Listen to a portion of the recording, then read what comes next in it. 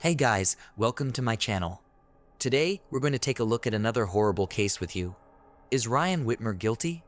Ryan Widmer, a young athlete, is convicted of a horrific crime. He is serving a life sentence with parole eligibility only in 2025, more than 10 years after this tragic event. He is fighting to have his conviction overturned. Ryan's case attracts public attention and excites the population of 3 neighboring states, causing controversy about his guilt. The unusual manner of Sarah Widmer's death, and the fact that a clear motive for the crime has never been revealed is what makes this case so controversial. Sarah and Ryan met at a local cafe they both liked to visit. Ryan ordered a cup of coffee, and Sarah, who was standing in line, noticed a book on his table that she had recently read. Their shared interest in literature was the start of a conversation. They spent several hours discussing books, movies, music, and their shared interests. They learned that they both loved nature, traveling, and animals. With each meeting, their relationship grew closer and more trusting. After a few months, their relationship grew into true love.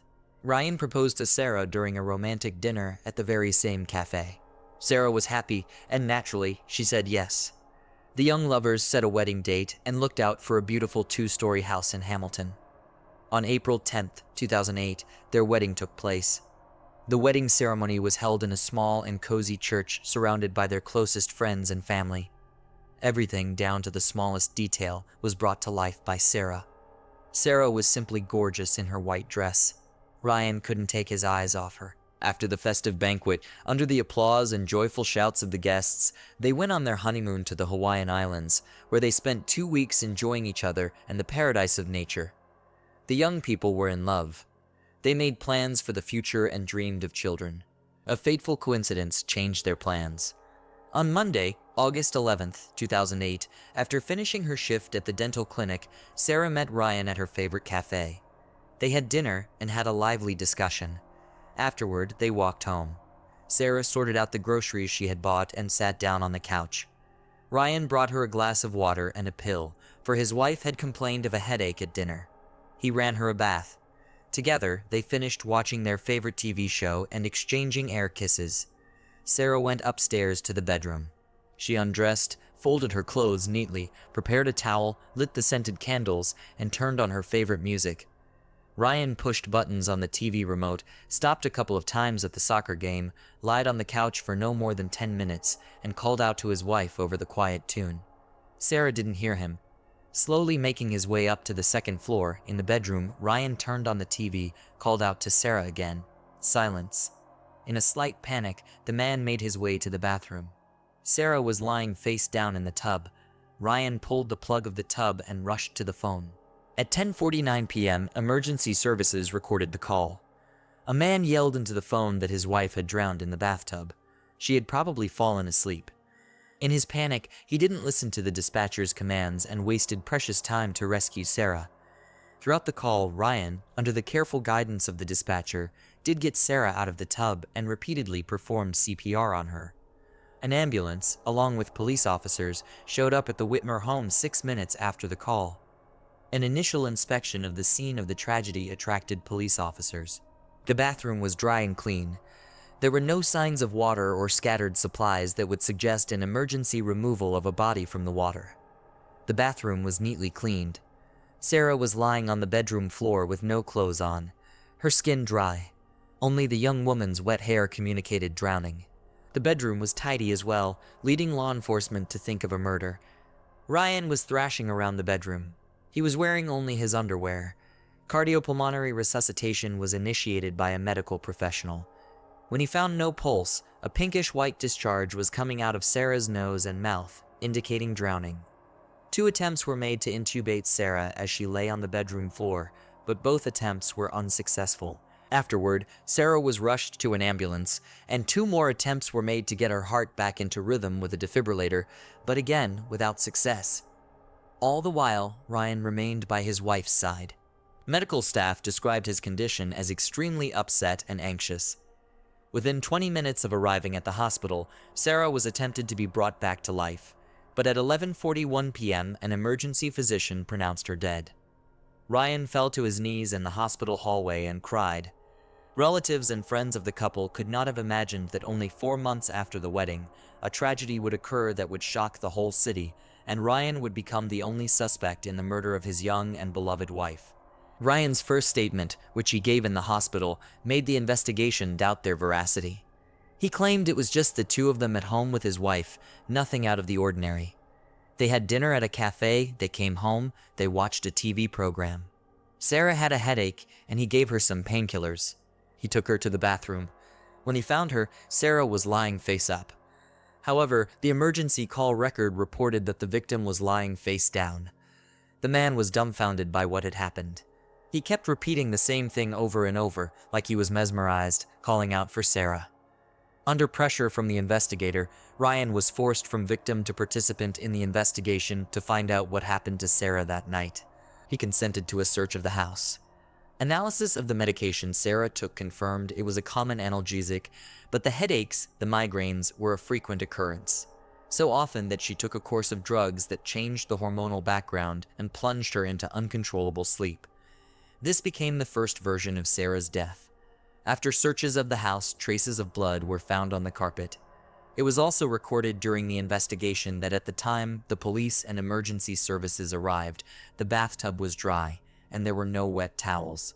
The tile was also dry and clean, leading police to believe that Sarah had been murdered. No wet items, clothing, or other paraphernalia were found in the house with which to soak up the water. Ryan's statements during the 911 call and at the hospital became completely contradictory, which aggravated the case and turned Ryan from a victim into a suspect. The examination of Sarah's body showed that she had bruises on the right side of her forehead, a spot hemorrhage on the inner surface of her eyelid, a bruise on the left side of her neck, a contusion on the back of her neck, an abrasion on her left armpit, and bruises and lacerations on her upper lip. However, this theory did not become strong enough, for Sarah's fingernails were not broken or chipped. There were no marks on her hands, elbows, or knees to prove a struggle. No injuries or marks were found on Ryan's body either. An investigative experiment conducted by Sheriff Bishop did not clearly answer whether there was a struggle between the couple that evening. After all, the bathroom supplies were in place, and there were no other signs of resistance. It was left to speculation. Either Sarah did not take a bath at all, or she did not resist and allowed her husband to drown herself. Sarah's autopsy, which was conducted by Dr. J. Russell Aptgrove, confirmed that death was caused by drowning. Along with this, multiple muscle hemorrhages in the front of the neck and multiple contusions to the scalp were noted. These injuries were determined to have occurred prior to the woman's death, but how and where were they sustained? The investigation went around in circles with no answers. Toxicology tests showed no illicit or alcoholic substances in Sarah's blood. On August 13, 2008, Ryan was arrested on suspicion of aggravated murder of his wife. The charge was based on an emergency call, a scene that did not match reality, and injuries on Sarah's body. This was enough to charge him with drowning his wife. Ryan and Sarah were very much in love with each other, as confirmed by friends and neighbors. They never argued or fought in public. They made plans for their lives. What was the secret that caused their tragic deaths? In March 2009, the first court hearing began. Emergency dispatcher Ron Cronenberger, who took the call, is presented as a witness. He described the conversation with Ryan as nonchalantly calm. He also made several statements about Ryan's actions during the call, stating that it sounded like he was just blowing into the tube, pretending to perform CPR. The prosecution argued that the 911 call, the scene, and Sarah's injuries were enough to prove that Ryan killed her. He forcibly held her underwater by drowning her in a bathtub. The main piece of evidence in the case was the bathtub. Police checked the bathtub for fingerprints and found streaks supposedly left by human hands. The marks were located closer to the middle of the tub. Using a reflected ultraviolet imaging process, fingerprints and smears were found on the tub. A forearm print was found on the tub, and a hair follicle test determined that the print was left by an adult male. But the age of the print could not be determined. The bathtub did not become a major piece of evidence in proving the struggle between Ryan and Sarah. The prosecution went further and told the jury that there was likely a violent altercation that night at the Widmer home for unknown reasons that the suspect had willfully kept silent about. They called an expert to testify that it was impossible to fall asleep and drown in a bathtub unless illegal drugs or alcohol were involved. According to their testimony, the sensation of water on the face could have awakened the person or caused the gag reflex to enter the airway. If not, the drop in oxygen levels would have caused the person to wake up. Also, the pathologist who performed the autopsy was called to testify. He testified that if Sarah had a dry body and wet hair, one likely explanation would be that her head was pushed off the edge of the bathtub, toilet, or sink. She could have been pushed either forward or backward, either in running water or in a full bathtub. According to the prosecution's case, Ryan held Sarah's head underwater until she drowned, and on that basis, he should be found guilty of the crime. The defense, on the other hand, argued Ryan's innocence primarily because of the lack of motive. The defense continued to fight. It argued that if there had been a violent altercation, as the prosecution argued, there would have been evidence of it. However, there were no injuries on Ryan, and Sarah's fingernails were not broken or chipped. They argued that the injuries found on Sarah were the result of prolonged CPR, direct cardiac massage, and repeated attempts at intubation that night in the house, and in the ambulance on the way to the hospital, and at the hospital itself. At the insistence of the defense, a second autopsy was performed on Sarah. Dr. Pio Werner-Spitz performed a second autopsy and again confirmed that the cause of death was drowning. He observed injuries to her neck, arms, upper lip, skull, a lacerated liver, and bleeding on her neck, but could not determine if these injuries were sustained during cardiopulmonary resuscitation.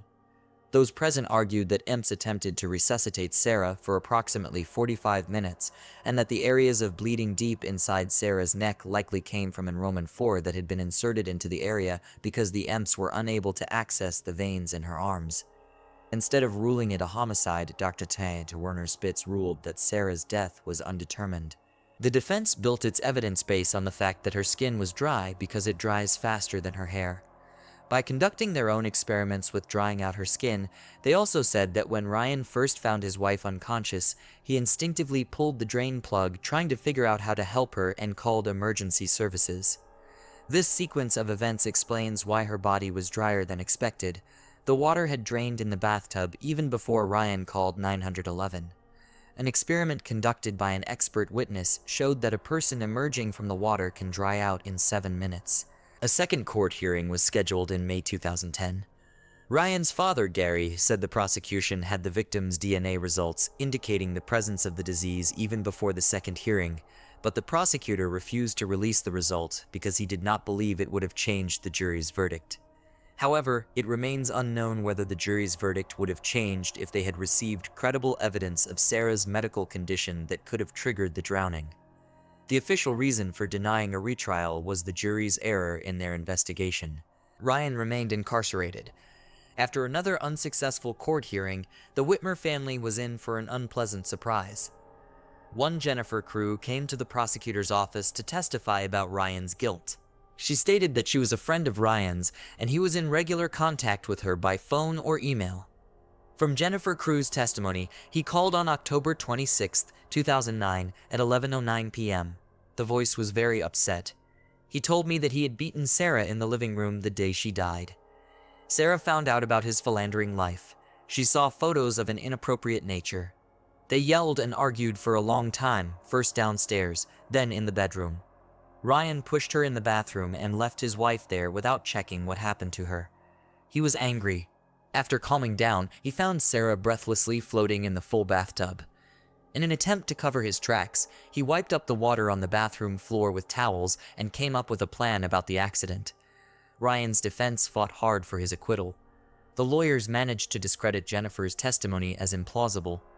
After all, there were no wet towels found anywhere in the house, including the dryer. There was no evidence of infidelity in their marriage. The family had no financial problems and never quarreled. Ryan was characterized by friends as a good-natured and helpful person who was never seen even remotely angry. Ryan would not have benefited from his wife's death, as there was no life insurance policy. Before the third trial began, Jennifer Crew was able to be discredited and kept out as a witness. Evidence of her past philandering and convictions for petty theft helped. The call in which Ryan allegedly gave her a confession to was not corroborated. In January 2011, there was a third trial on newly discovered evidence. The defense presented an opinion on Sarah's medical condition that could have provoked the sudden loss of consciousness and resulting drowning. Several medical experts testified that existing conditions of cardiac or neurological defect could possibly have provoked the loss of consciousness. But medical experts called by the state denied these claims. Sarah's co-workers were called to the court hearing and revealed that she regularly slept in her car before starting her work shift at the dental clinic. She was often plagued by allergies and sharp stomach pains.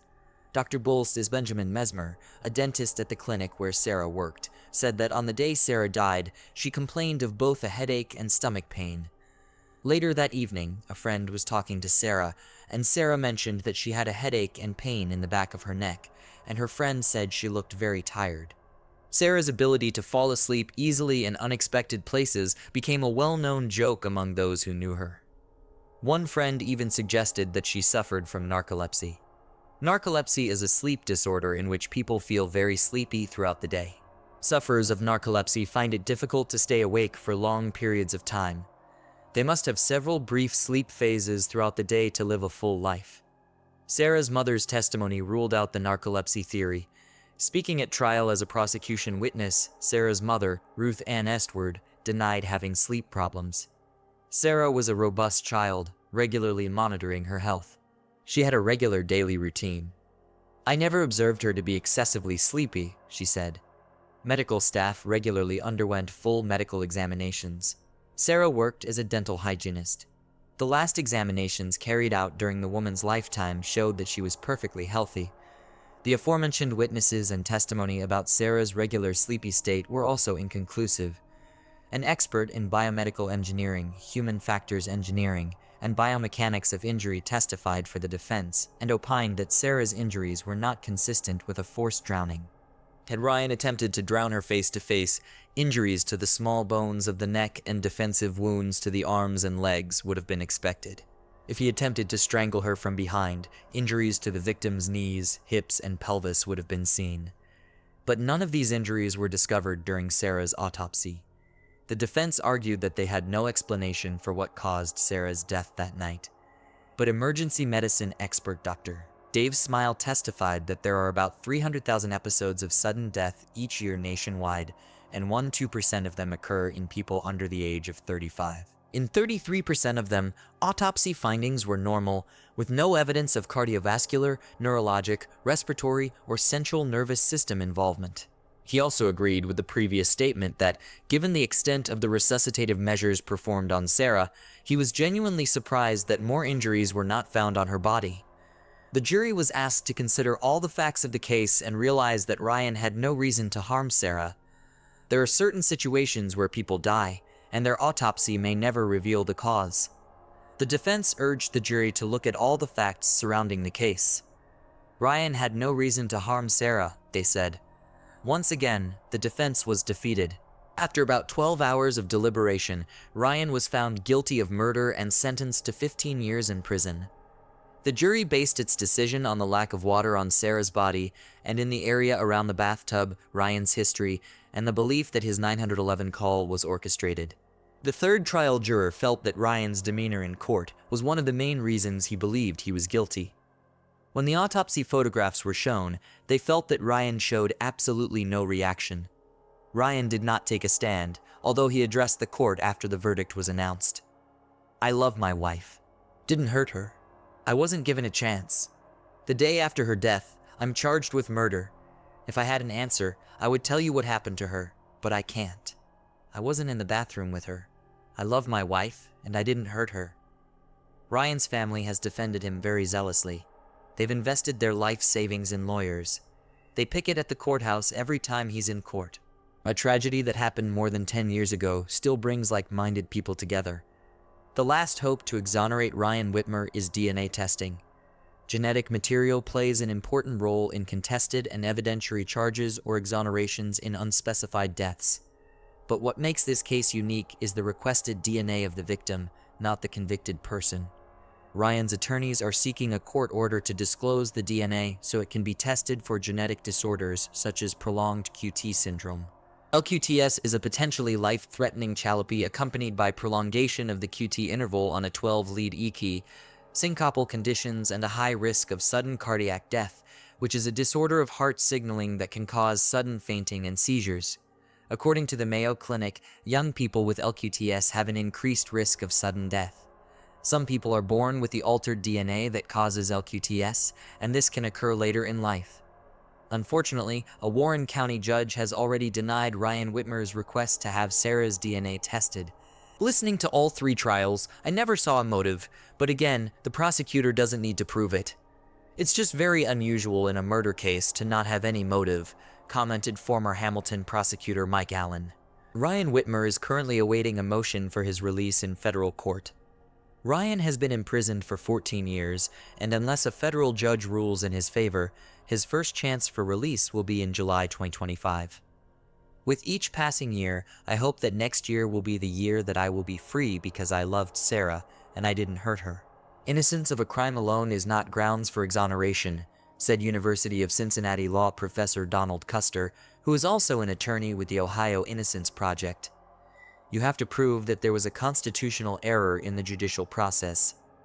Widmer will have his first chance at parole in 2025, but attorneys say it's unlikely he'll get parole because the parole board is most favorable to inmates who are remorseful. But Ryan Widmer continues to insist he's innocent. Thanks for watching, guys. Subscribe to the channel, and also don't forget to click the bell. There are many shocking stories ahead.